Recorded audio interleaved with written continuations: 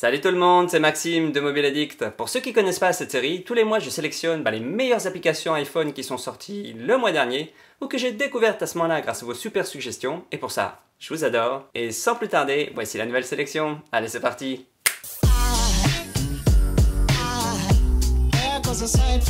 La première application s'appelle Cpark. Elle a été créée par une start-up belge, donc elle a d'abord été lancée en Belgique, elle vient tout juste de débarquer à Paris.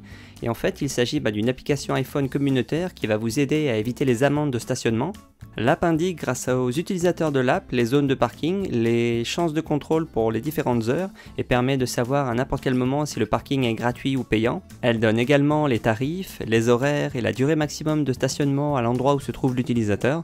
Une autre fonctionnalité très intéressante de l'application, c'est lorsque vous avez garé votre véhicule sur la carte, vous avez la possibilité d'être prévenu lorsqu'un contrôleur ou une contrôleuse est aperçu dans un rayon de 300 mètres autour de votre véhicule, mais aussi quand le délai de stationnement arrive à échéance. Ces informations sont fournies par les utilisateurs de l'app et ces derniers peuvent indiquer quand ils aperçoivent une pervenche ou autre contrôleur de parking ou quand ils ont reçu une amende précisant la date, l'heure et l'adresse, mais aussi quand il n'y a pas eu de contrôle sur leur zone.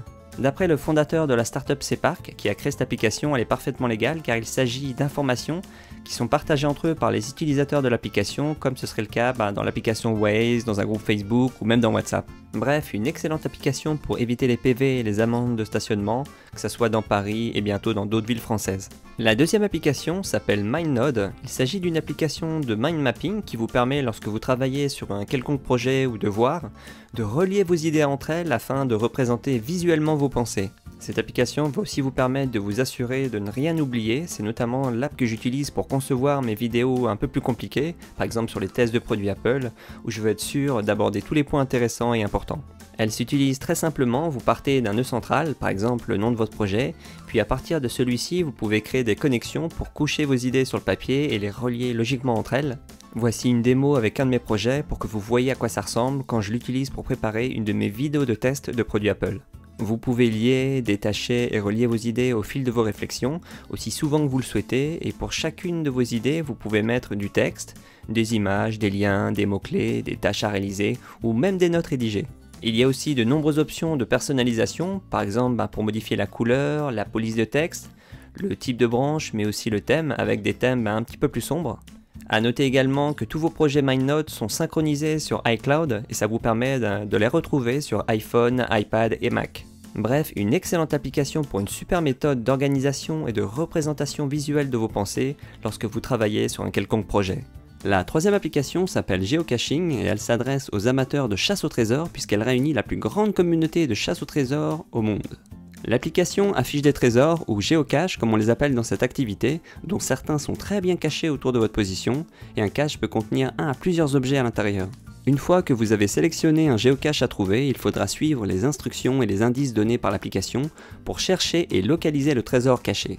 Une fois que vous avez trouvé le géocache, il faut indiquer que vous l'avez trouvé en le loguant dans l'application, et si vous ne l'avez pas trouvé, vous pouvez aussi l'indiquer dans l'application.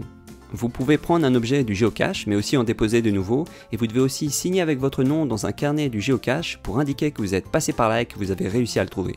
Il y a plusieurs types et tailles de géocaches, certains sont faciles à reconnaître et trouver, et d'autres le sont beaucoup moins.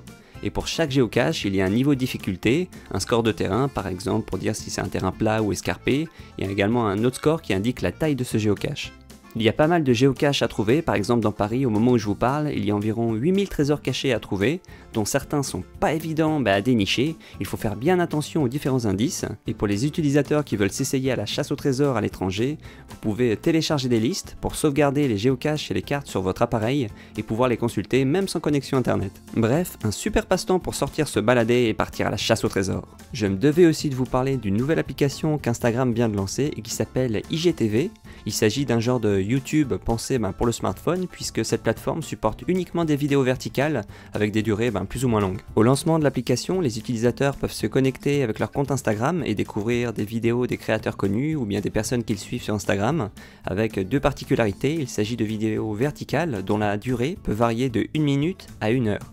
Il est possible de découvrir de nouvelles vidéos en utilisant le moteur de recherche de l'application, qui suggère aussi des créateurs, ou bien vous pouvez aussi naviguer sur les différentes sections, dont une qui est personnalisée pour vous, Il y a une autre section avec tous vos abonnements, une autre encore section avec les vidéos populaires, et enfin une dernière section qui s'appelle Continuer à regarder, où vous pouvez continuer les vidéos que vous aviez démarrées un petit peu plus tôt. Chaque vidéo occupe la totalité de l'écran, et il est possible de liker, commenter et partager celle-ci avec des contacts Instagram, et un glissement vers la gauche ou la droite vous permet de basculer rapidement sur une autre vidéo. Bref, une nouvelle plateforme signée Instagram est dédiée à la vidéo verticale longue, par contre reste à voir si celle-ci va trouver son public ou non. Dites-moi ce que vous pensez de cette nouvelle application IGTV dans les commentaires de cette vidéo. Enfin, la dernière application de cette sélection s'adresse aux amateurs de drones aériens, puisqu'elle va leur permettre de connaître les zones de restriction de vol en France. Cette application qui s'appelle GeoDrone est très simple à utiliser, il est possible d'afficher les zones en fonction de la position géographique de l'utilisateur, ou bien en recherchant une adresse précise dans le champ d'adresse de l'application. Pour chaque zone, il y a 4 légendes possibles, indiquant si la zone est interdite de vol, ou si le vol de drone est autorisé, et si oui, jusqu'à quelle altitude, à savoir 30, 50 ou 100 mètres. L'application affiche également la météo et des données utiles pour le vol de drone, comme le vent, l'humidité et l'altitude.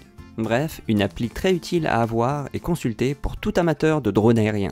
Laquelle de ces applications as-tu particulièrement apprécié? N'hésite pas à me le dire dans les commentaires. Et comme d'habitude, si tu as aimé cette vidéo, n'hésite pas à me lâcher un gros pouce bleu, partage-la et surtout, abonne-toi pour le prochaine des prochaines vidéos. Allez, ciao! Darling,